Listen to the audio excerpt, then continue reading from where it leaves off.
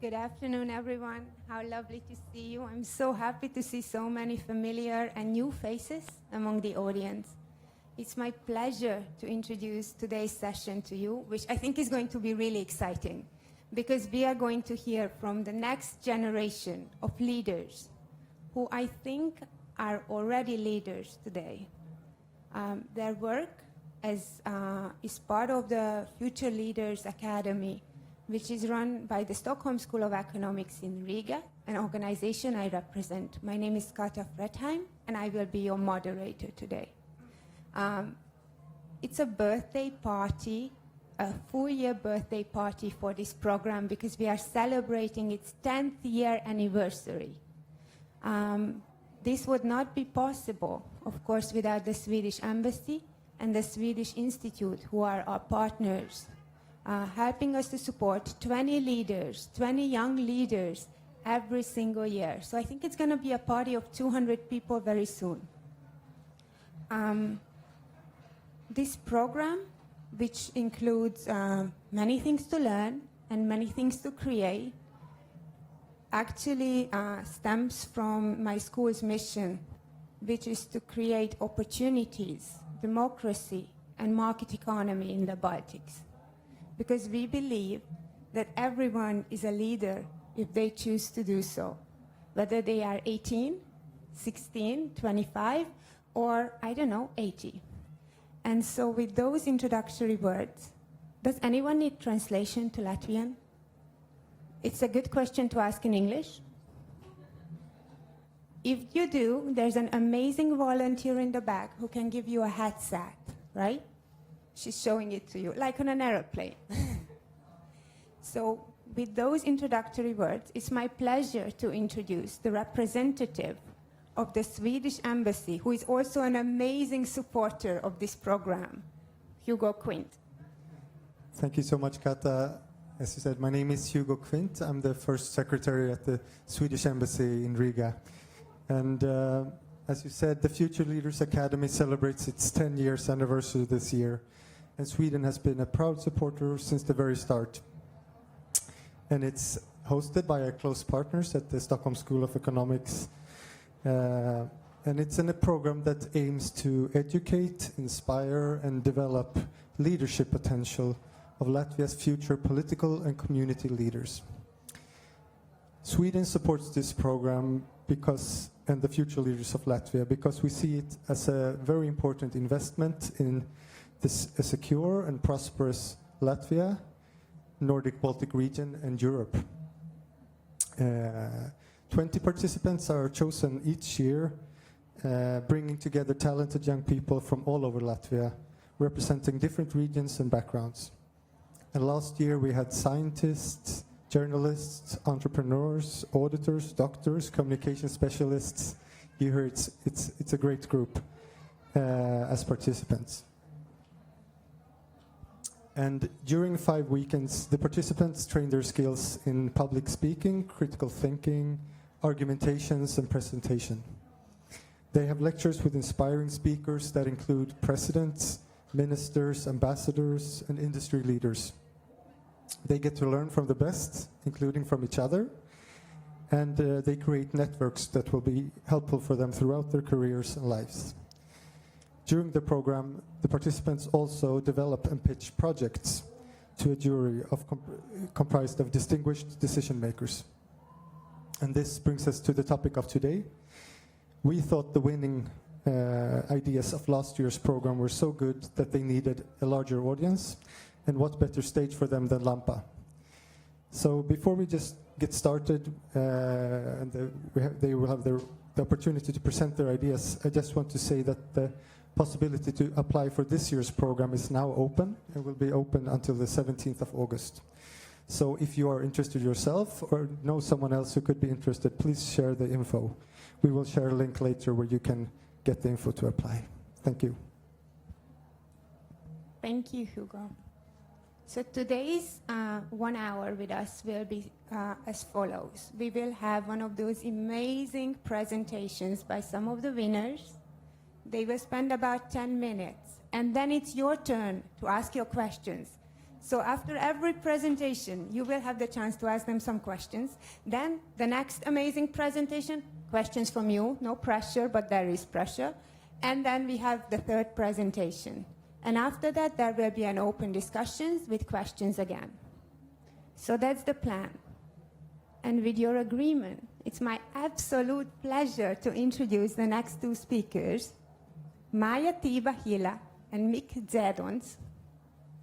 Big clap.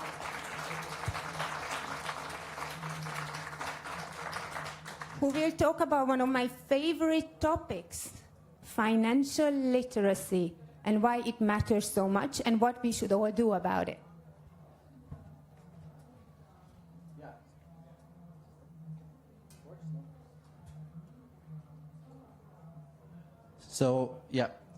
So hello everyone, I'm Mix. This is my colleague Maya, and today we're going to talk about our financial literacy project that we developed in this Future Leaders Academy. First of all, I wanted to kind of express our gratitude for Swedish Embassy and also my alma mater, SSE Riga, for kind of giving this opportunity to speak here today.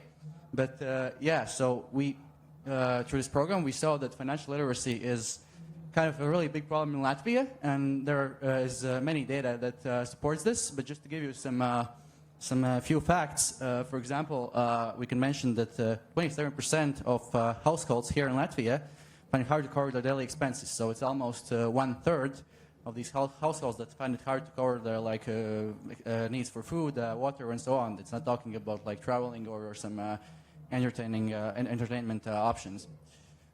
What is even more sad that almost every fifth adult in Latvia for the past 2 years has been a victim of some financial fraud or scam. So people also lose a lot of money because of this. And also when we look at where do Latvians invest, or actually I should say do not invest, we can see that like 25% of our inhabitants have some maybe savings in a bank account, and some third pension pillar or bank deposit investments are quite popular as well.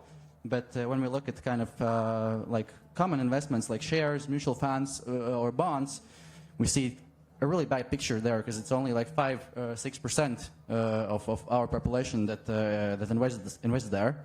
And what is even more kind of astonishing is that 38% of people in Latvia, they have no savings at all. So in case something bad happens, of course, we hope it doesn't, but if something bad happens to them, then they don't have any kind of emergency fund to use, so they could be in a big trouble.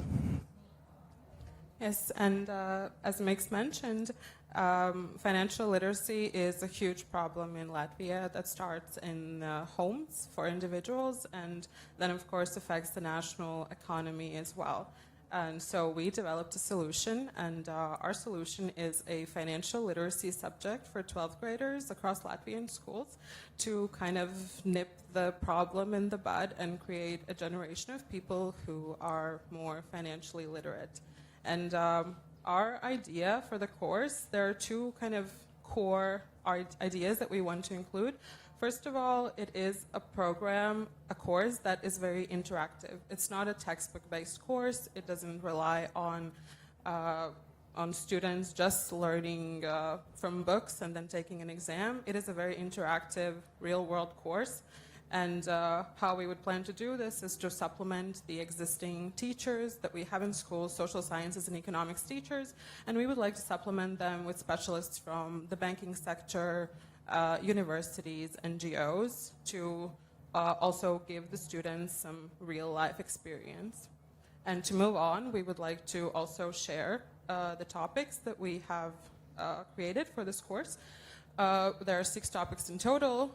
We have an introductory topic that would kind of give students the idea of why financial literacy even matters, why it's important to have financial goals and to understand the economy a little bit better, and just in general the financial decision making and how that affects your own life and how that affects the life of others and the country as a whole.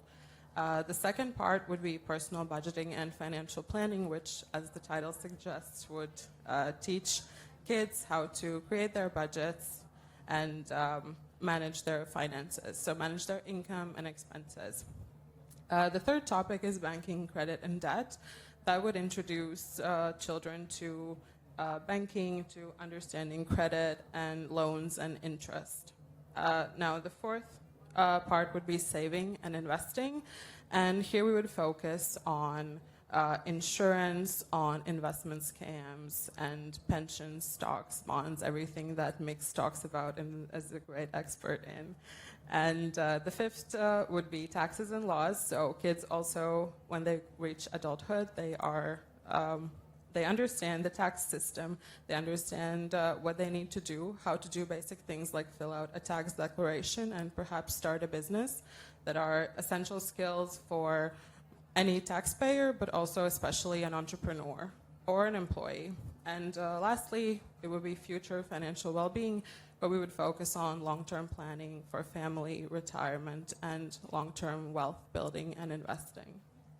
Yeah, and when turning to like the impact we would expect from implementation of this subject in schools, so first of all, of course, we would expect that people like in Latvia will be able to manage their personal finances much more effectively. They'll be able to save and also kind of budget their expenses and so on. Also, yeah, as I mentioned, there are like quite many frauds and scams and some fake messages or emails or even calls, and then we hope that after completing this subject, these people will know better how to avoid some scams or how to maybe not fall for some fake calls or emails. Then for me, also kind of really good thing that we would expect is that Latvia's capital markets will also develop, because we hope that people will invest more, and not only in kind of U.S. equities or foreign investments, but also here in Latvian local capital markets and stocks and bonds, because currently the market is quite small, quite illiquid, and if people participate more, then also more companies hopefully will come, and we'll have a better capital market in Latvia. Also, what is really important for Latvia, since we're not like maybe the best country like with the best economics, we also hope that there will be sustainable economic development, because the Latvians again will invest more, entrepreneurs will be more financial literate, they'll know how to grow their businesses and also contribute to the economy. And yeah, finally, also we could, as Latvia, serve as a great example for other countries, especially post-Soviet ones that are in Central and Eastern Europe or Central Asia, that also have quite maybe small capital markets, bad financial literacy, and they could also learn from us and kind of implement similar projects in their countries.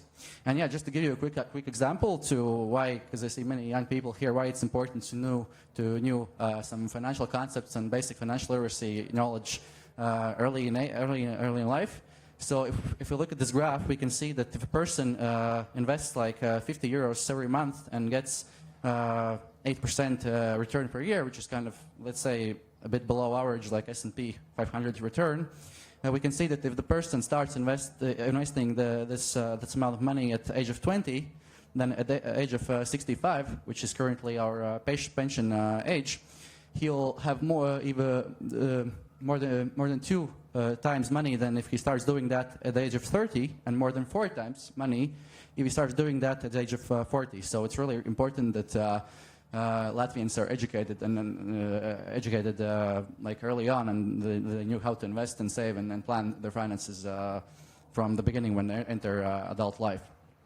And yeah, this is our project team. So what I want to mention here is that we also have this idea, this idea came up through our personal experiences in our work fields. So for me, it would be that I work in Signet Bank, where we kind of develop capital markets, and I also saw that for so many entrepreneurs and generally the population of Latvia, the financial literacy is bad.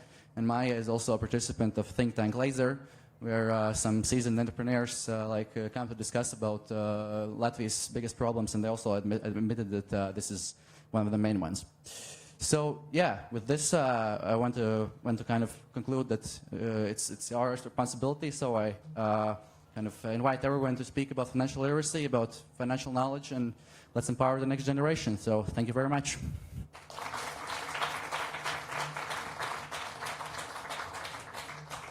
Would you mind sharing a microphone, the two of you, for questions?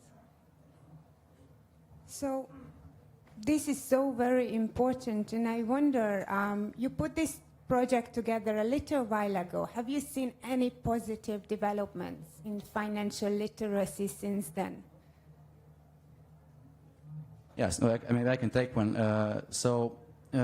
Not really. This, I mean, what we have done, we went to like Ministry of Education. We sent them some information about this. We'll still want to arrange some meeting with them to maybe, okay, it's going to be pretty hard, I would, to be honest, to implement this subject like as a whole in whole Latvia, but maybe we can at least kind of put some emphasis that this is a big problem, that something needs to be done, that students need to be educated about this. And so, yeah, short answer for your question, in my opinion, is through this half year since we developed the idea is not really. That is a little bit sad, but the good thing is we have another question. Or two. So the lady in white shirt, I think first, and then the gentleman in the back.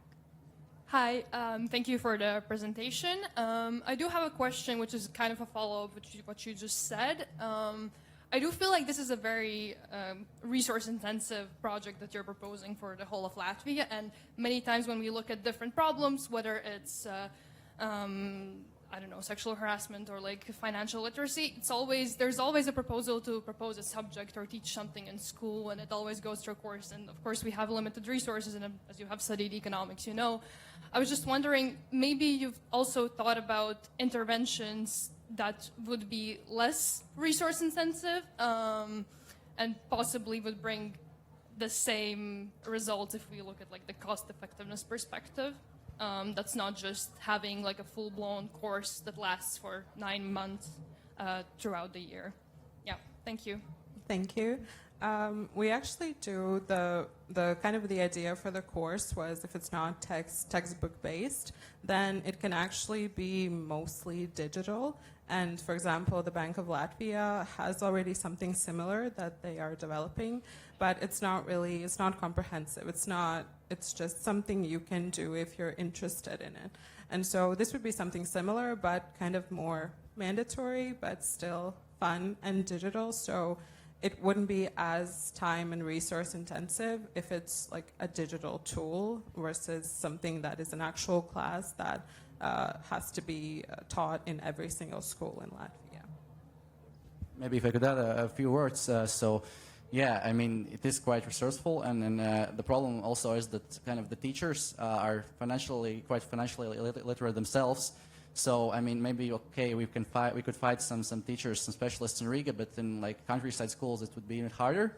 So kind of in our minds came to that we could maybe do some online, like more interactive stuff, yeah, that it could be some online lectures that one financial expert, for example, records it, and then whole Latvia could see it. So, but again, we were open to discussing this with Ministry of Education, so I hope that they will find the best solution for this.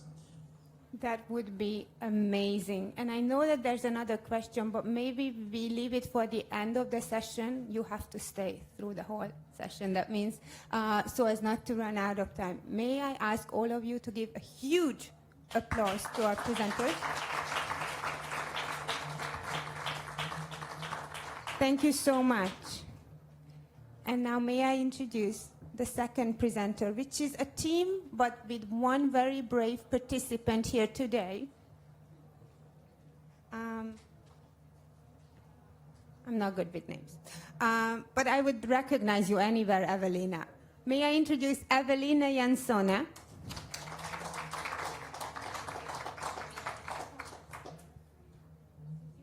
who will speak about Stepping Up Latvia, a national app-powered step competition. Did you do your 10,000 steps already today, by the way? Everyone? Progress. Well, she's going to step it up.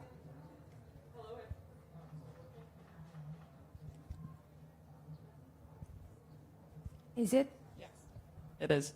Well, hello, everyone. My name is Evelina Jansone, and I'm super grateful to be here. And I also want to say thanks to SSE Riga for this opportunity. But I would like to start off with a simple question of how much did you move yesterday?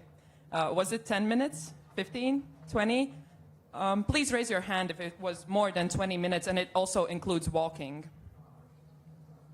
Well, it's already more than 64% of Latvia's population did. I guess I'm left without the remote. Yeah, thanks. So yeah, that's why our project is Step Up Latvia, which is a national app-powered STEP competition. And why this issue? Well, let's look at the numbers. It's a very big issue, as we see here, because over 60% of Latvia's population is overweight or obese.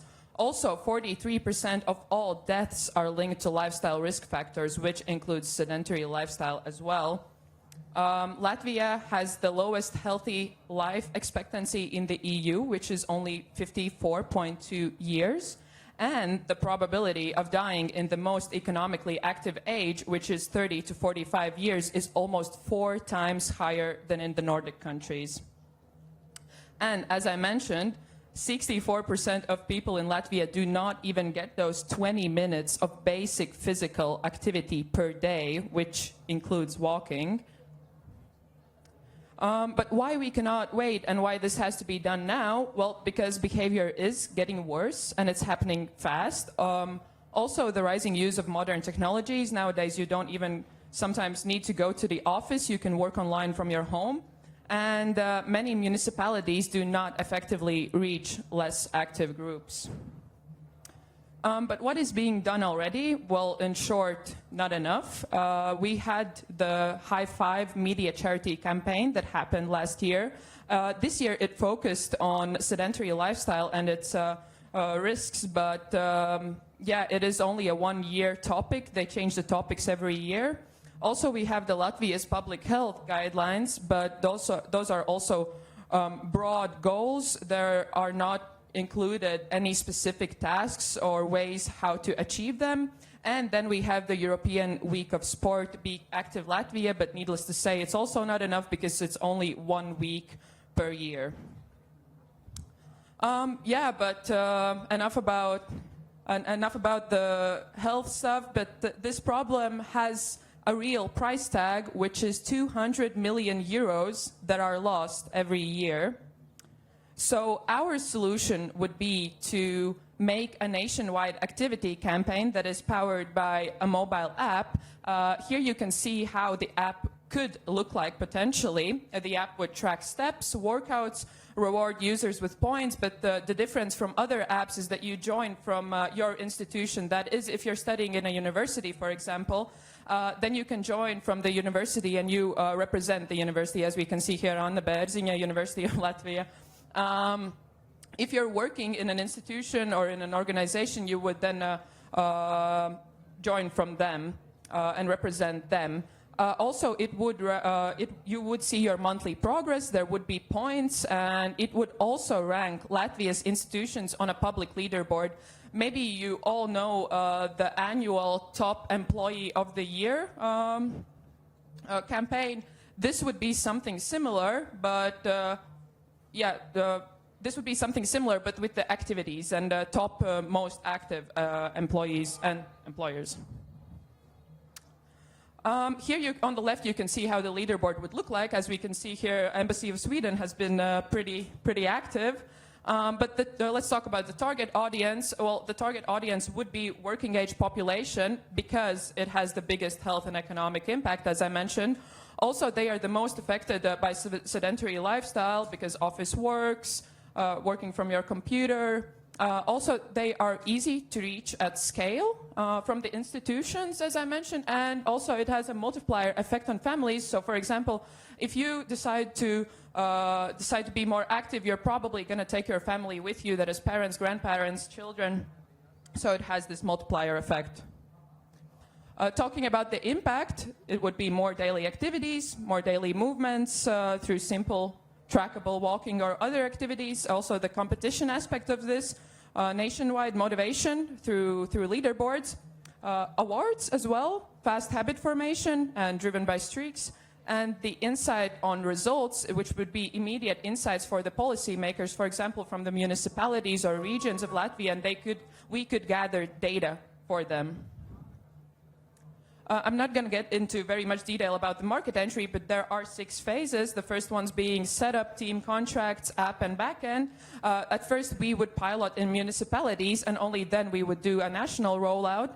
And phase 5 and 6 would be deep behavioral change and full integration and annual reporting.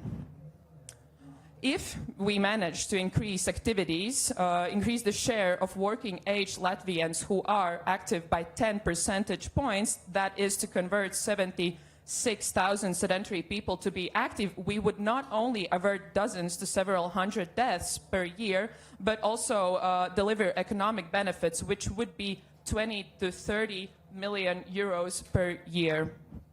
But 20 to 30 millions, it sounds a lot, but how much is it actually? Well, with that money, we could not only build 2, not only 6, but 10 schools.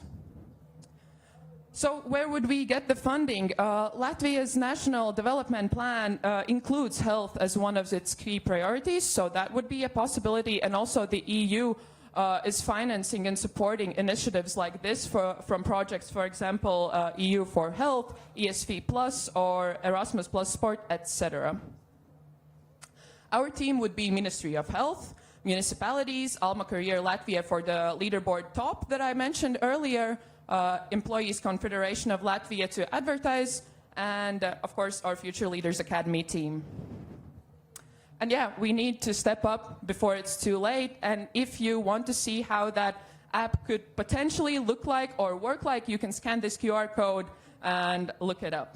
Thank you.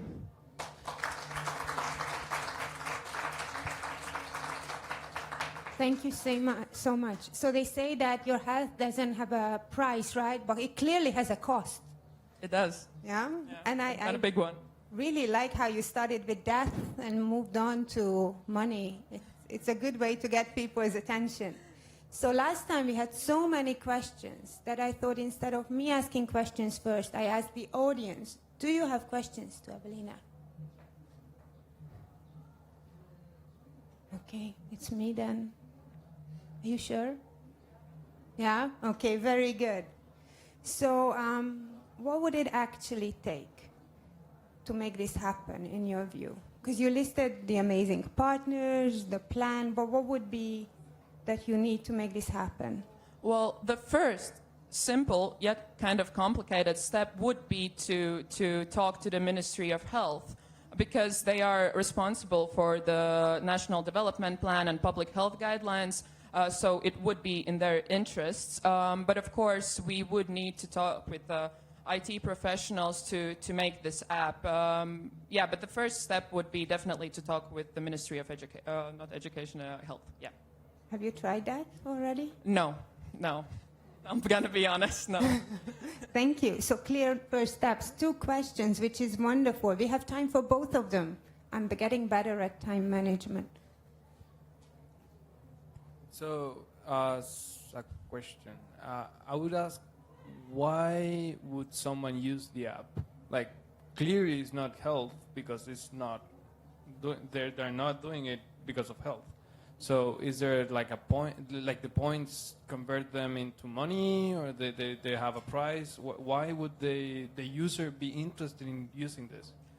Potentially, when we pilot this, we could do some awards, but we would have to talk with the Ministry of Health about this in the first place. But I would say that people would be motivated to do it because of health, because similar apps have proven that people do use them. The only issue is that they stop using them after a while. But this app is different because you are there from your institution. You can compete with other institutions, not only on the biggest leaderboard, but also between institutions of your kind. That is, universities can compete with other universities. For example, if you're working in a bank, you can compete with other banks. And there's this element of competition in it. That's one thing. But we could potentially, after a while, develop some kind of awards, yes, but that has to be discussed, yeah, where to get funding for that. Thank you. Maybe tax cuts. People love a good tax cut. Yeah. yeah, that's an option. One more question. Hi, thank you. This was really impressive. Well done to you and your team member. I want to challenge you a little bit. Oh, no. So why isn't there a way to do this without the Ministry of Health? Like just like a regular private sector or like grassroots? Why like collaborate with the municipality or just do it without Ministry of Health? That's a good option, but it has already been done. And as I mentioned, after a few weeks, everybody just stops using them. But here it's designed as a nationwide public health program. So also with municipality level participation and municipalities and Latvia's policymakers would be interested to keep this up because and do more and more campaigns because they would gather data from that. So it's a win-win situation. Okay, is there another question? We have time. Yeah, so that would be the thing. Yeah, okay. Hi. Oh, sorry, that was very loud.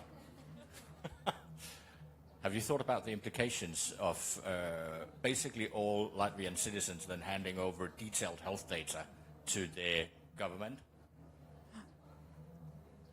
Yeah, but that is that's all the health data. Yeah, it's a good question, but that's why I asked. Yeah.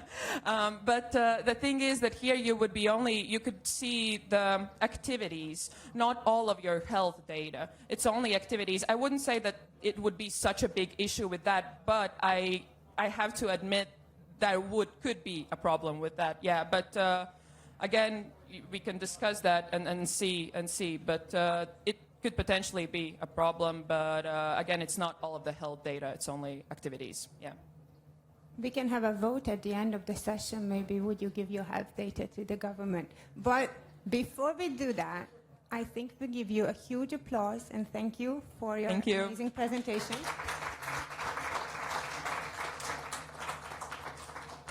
And with that, I would like to invite the third team, who is the last team in order, but by no means the last team in the ranking of these wonderful presentations. That's Gribusta and Richard Olszewskis, who are going to talk about something very interesting. Did you know that Latvia has the highest proportion of above 55 years old in the EU who want to work, who want to start a business? Well, they're going to address the silver economy, and I'm very excited about that.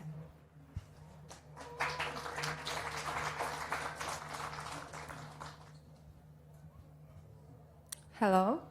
Okay, it's working. So, I would like you to imagine Latvia's next unicorn founder. You probably pictured someone like Richards, 20 years old, fancy clothes, startup energy, right? But what if Richards were actually 62 instead of 21? Well, let me tell you, nothing would change. He would be just as able to step over those business obstacles. If 62 years old Richard doesn't look like the typical startup founder to you, that's exactly the stereotype we are trying to change. The silver generation is people over the age of 50 and they have the ability to become entrepreneurs. They just need the opportunity. And the situation in Latvia shows that this potential already exists. Latvia's productivity and innovation indexes are stagnating. Our startup ecosystem is the smallest in the Baltics, and meanwhile, 43% of our population is already 50 plus. This is the largest and most experienced group in the country, and yet they remain almost absent from entrepreneurship. Why? Not because they lack ability, but because they lack access. Firstly, entrepreneurship programs mostly target young people, and secondly, most incubators demand legal status up front or being a student. Right, so we think that Latvia is leaving a massive value on the table. So even if 1% of all people aged 50 plus will join our program, It would generate 1,000 new ideas, and as we all know, it takes just one successful idea to create the next successful unicorn of Latvia. So this is why here is our solution. Silver Latvia Hub is a first full-cycle entrepreneurship program for people over the age of 50. Over 7 months, participants would turn ideas into products, services, and businesses. The program combines a hackathon phase to generate ideas and an incubator phase to guide participants from idea to launch. Our goals are first, to promote silver generation entrepreneurship and innovation, and second, to ensure that every participant will leave with a market-ready product and business idea. Right, so you may also have some questions. Oh, sorry, I skipped a slide. This was where we describe our program, but I'm gonna slide next to one, and I'm gonna answer the question, why would our idea actually work? So the thing is that we are not really guessing. Recent research actually confirms that the likelihood of success as a founder actually increases over the age, statistically even up to the age of 60 years old. Second, we already met with some partners. We see high interest and demand both from Silver Generation and our partners. And also there is a recent project that confirms that people over the age of 50 are interested in diverse industries, even tech, e-commerce, 3D printing, so it's not just knitting socks as many would think. And of course, our idea, Silver Latvia Hub, has strong benefits. Firstly, it's economic impact. More innovation means more potential businesses, more potential jobs, and more potential opportunities. And second is social impact. Silver generation feel active and valued, and stereotypes about aging are broken. Right. And here are some facts why we think our idea stands out. So first of all, obviously, this is first full-cycle entrepreneurship program for people over the age of 50, helping them turn their ideas into real products and services. Second, we also think this model is fully scalable regionally, Baltics, Nordics, and potentially even beyond. We also rely on existing proof that people over the age of 50 are interested in entrepreneurship and capable of it. We also support a few sustainable development goals, such as decent work, innovation, lifelong learning, reduced inequalities. And we have also started developing this program together with partners, so it's actually a work in progress. Yes, so a little bit more about our current stage. I and Dace have developed an initial draft of Silver Latvia Hub program. The detailed program content is expected to be developed with potential partners, and lately we are in discussion with potential partners to help with training models, mentorship, and overall program structure. Right, so the current stage, Our current draft already includes what Richard mentioned. We have project goal, vision, structure, and everything. We are working with partners and looking for partners. But I'm gonna jump right to the next slide to tell you more about the goal once again, which we have defined more over the time. So we want to create more like a pre-incubation style entrepreneurship program. For people over the age of 50 to be able to develop at least like a minimum viable product. And this would entail participants gaining knowledge and skills, work in teams, identify market problems, and develop solutions for them. And our second goal would be more broad. It will be to also in parallel around a social campaign to reduce ageism and stereotypes, increase awareness of the innovation potential of Silver Generation, and of course share all Silver Latvia Hub activities. Yes, so the program format, the program involves 30 participants who will work together in 10 groups or teams of 3 people each. The program will run for 7 months and it will be delivered in person in Riga. Sessions will take place every second weekend on Friday evenings and throughout Saturdays. And in total, participants will attend from 14 to 15 sessions. Right, so we have also worked on our target group. We are also thinking about people over the age of 50 who are both retired or not retired, as professionals, self-employed people, or people in career changes. Yeah, maybe we will not go into more detail about program structure, but just to be clear, there is 3 stages. Number 1, idea generation. Second is training. And third is minimum viable product development and support. Right. We have also some KPIs. I think this is also something, because of the shortage of time, we could just skip a bit and jump right next to the expected results of the program. So we would like our participants to be able, after graduating Silva Latvia Hub, to register a company, continue to develop their business, join other incubators, attract investors, and become possibly mentors in future Silva Latvia Hub programs. Yes, so, and there is also our impact. There will be more innovation and entrepreneurial activity among silver generation in Latvia and potential beyond, and so on and so on. So we can go to the last slide. Yeah, maybe we can go, maybe we can not, but thank you. We want to thank Stockholm School of Economics. We want to say thank you the Embassy of Sweden and FLA, Future Leaders Academy, for that opportunity that we met with DATSA and we developed such idea like that. So thank you. Thank you, and we also want to say thank you to the Nordic Council of Ministers as well. And stay tuned if you're looking for business opportunities or want to be our partners, just let us know. Thank you.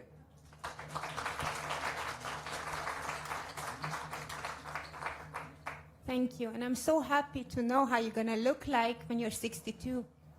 Thank you. Good information for all of us, right? Maybe we get you a mic.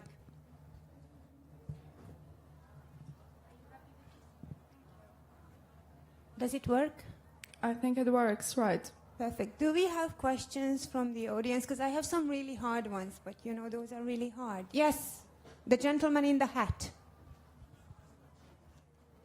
No hat. Yeah, hello. I had a question. Have you reached out or considered collaborating or working with Latvia's the social services that manage unemployment in Latvia? Right? They have, if you're unemployed, you get some kind of, you can do a bunch of courses and stuff like that. They have a list, I believe, of things that you can apply for and get like kind of state funding to do these courses, to do like a shorter version or like a program that you can list there that they could go through during their unemployment. Basically, yeah. Yes, we actually have. We actually had a list of partners. I don't know where. Maybe we delayed the text then. But yes, we have thought about working with, I don't know how I should translate this in English, but NVA. So this is something we have also considered as a coursework or a program to integrate them. But yeah, it would be part of like some bigger program. Lady in orange. Hi, thank you for the presentation. It was very interesting. And yeah, from what I understand, you have a very specific audience and you're looking for first-time founders. Those are people who probably aren't second-time or third-time founders. And do you have a plan how you plan to reach them? Because they are very specific and they don't have like communities, and what are the channels you plan to use? Yeah, maybe I can start, you can continue. As Daca mentioned before, through NVO, Nevalstiskā valsts organizācija, through current jobs, through something else we think about? Yeah, they actually have communities. We already went and talked with Latvia's Pensioners Federation, if I'm not mistaken, and they have communities. I think it's not the only community people in retirement have, but as we mentioned in our target groups, we are kind of targeting people not only who are retired, but also just over the age of 50, which means maybe they're working, maybe they still want to change something in their lives. So I think the associations and NVOs. Thank you. Any more questions? Linda. Knew her name, but it's her. Me indeed. Thank you very much. My question goes to, so you call your effort, if I may say so, silver generation, it's something in your title. Don't you think it's stereotyping the generation that you just described very broadly? So people starting 50, whatnot, up until 80, whatnot, yet you all need to fit in the silver generation. So it's a stereotype. It's old people who, barely move, have no computers, don't know nothing. So it's just stereotyping people from the name already. That's maybe a challenge to your title. If I understand correctly your question, it's about whether it's worth targeting silver generation or more like stereotypes? I think I rephrased because I was closer. Yeah. It's about just by calling someone silver, it's a stereotype, but also it's a very broad age group, like 50 to death kind of thing. Yeah, I That's get a long it. lifespan. Well, the term we use, silver generation, silver economy, it's actually not something we have came up with ourselves, unfortunately. It's really a widely used term, but I get your point about it also referring to some stereotypes, and that's a really good point. We should take it in our minds. Thank you. Thank you. And with that, I suggest we give these two presenters a huge applause. Thank you. And invite all our speakers to the stage because I have some questions and I bet you do as well. Hugo, would you like to join?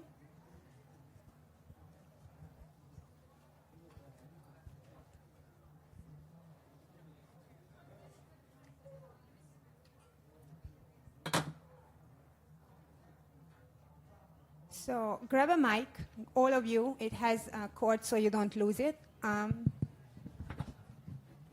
Thank you for these presentations. I quickly just want to talk to you and ask you a couple of questions about the academy and also for your vision of Latvia. So let's start with the easy one. What was it like to do this program? And by the way, the QR code is in the back. So if you have cousins, nieces, sons or daughters in that age, please share it with them. We would love to see some good participants. Godsons, goddaughters, brainstorm here with me. So what was it like to do this program? Okay, I'm going to start. Well, this was this year that I participated. It was also actually the second year that I applied. So I really wanted to participate in this program, and I'm very happy that I did. Because not only I met these amazing people and also all of the others that joined the Future Leaders Academy, but also from the lectures. I know it sounds kind of cliche, but there was a lot of networking, and I'm really glad for that because afterwards it has been very, very useful in my work. Those networks, the people that I now know, those LinkedIn connections. So yeah, I'm very, very happy about that and thankful about that. Yeah. Thank you. I can follow up on what Evelyn said. I think I can agree with everything you said, and you covered, I think, the main points for everyone. But I think something very specific that I remember is it's very unique to be in an environment where you constantly have very important people come and share their experiences, like important people in business and things. And it's kind of like I think tonight there is the fuck up nights, and it's kind of like that every single weekend. Like, you hear from people who have done TED Talks for 10,000 people and how they explain how they're still stressed before they do it every time. So it motivates you. It kind of lets you see people you would normally see on TV as just normal people, and I think it's great to connect and also learn from them. Yeah, thank you. Yeah, for me, I could also agree that it was a really interesting experience. What I could add, that it was a great network for me. Both that I could meet professionals from different spheres, from banks, from government, and ask them questions directly. Also about these 20 participants, there's a really big diversity. Each of them has different background. Because for me also, before this academy, I mostly hang out with my peers, my fellow course mates, which are all studying finance and so on. But there I could meet people from both from all government entities, some NGOs, marketing, laws, and so on. So it was really diversity, big diversity of participants, and I could get some really new experiences out of that. Yeah, I totally agree with everything being said so far. First and foremost is the people, it's the network you meet there. But what I would also add from myself is that I was actually studying in Sweden while going on a FLA program. And I'm actually really glad I had the opportunity and still have it to keep some link between Latvia and Sweden. And it's like a really special place for me. One is my homeland, one is my study land, and I'm really glad to see international cooperation in practice. Thank you. You get to choose between the next question or this one. What do you think, Richard? Sorry again? You can answer a different question if you like, if you feel like you will repeat. Different question. So who was your favorite co-speaker?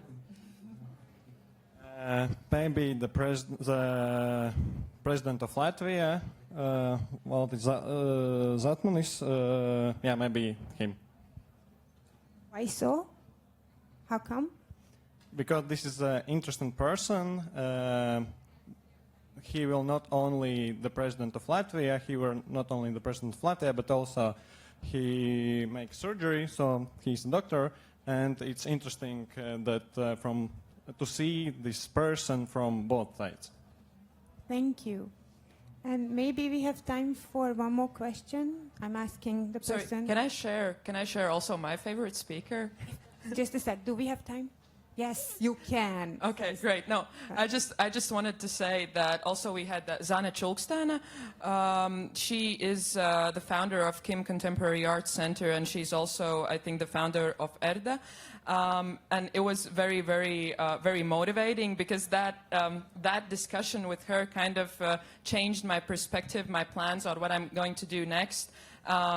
She's a professional in her field, and even afterwards, I wrote to her, and then we had a conversation about working conditions in Latvia.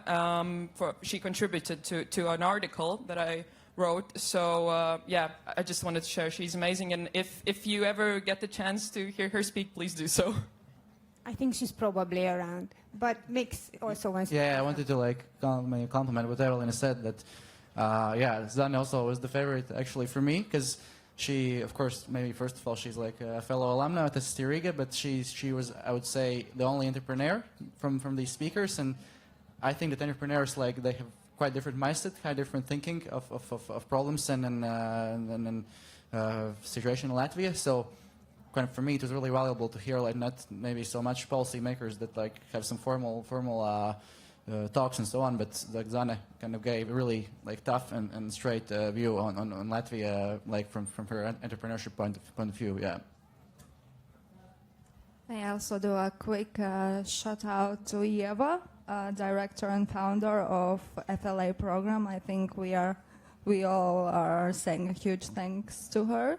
And just a quick note, a quick thank you. So we are talking about Eva Bierka, who is the leader of the program.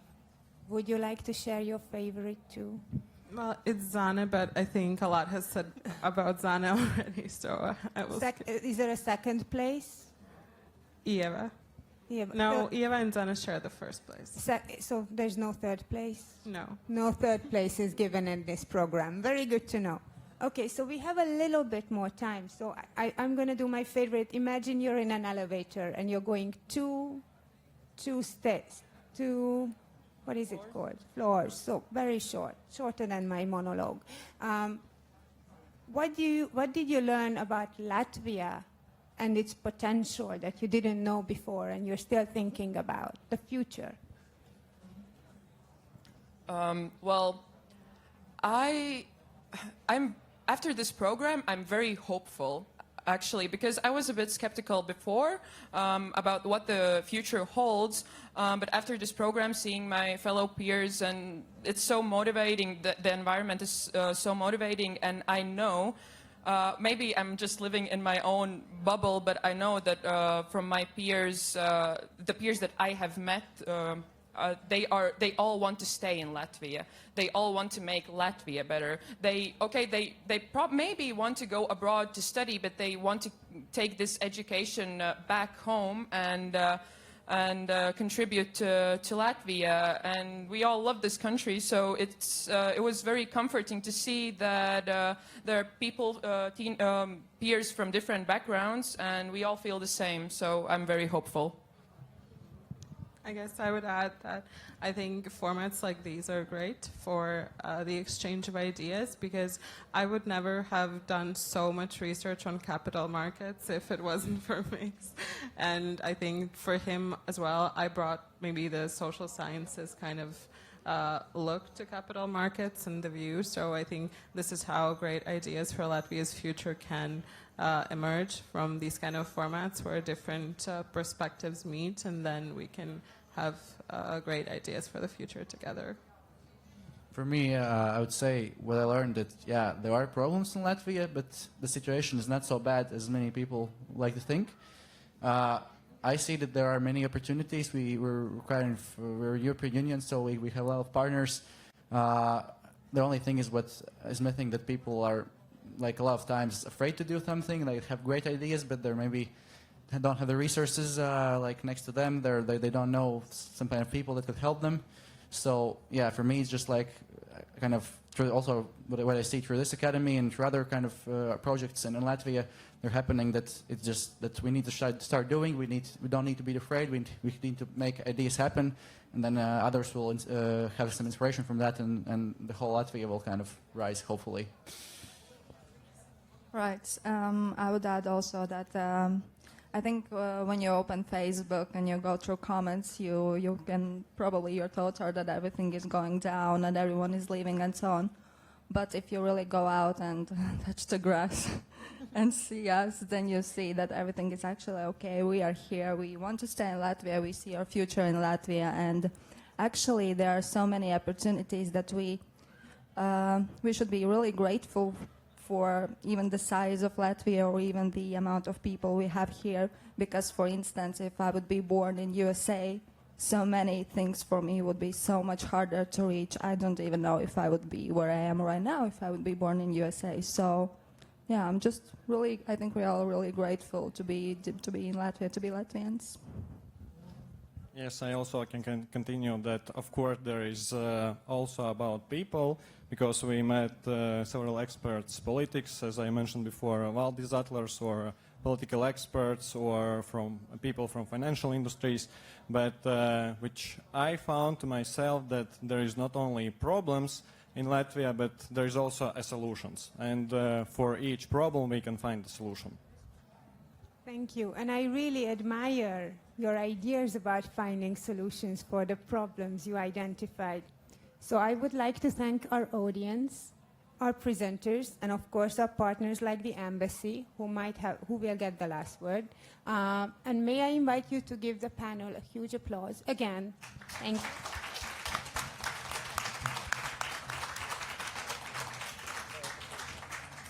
Just say a big thank you for participating. I think all of you here it's a very good academy that we all recommend everyone to apply to. And thank you so much to Kata as well for moderating. You're great. Thank you so much.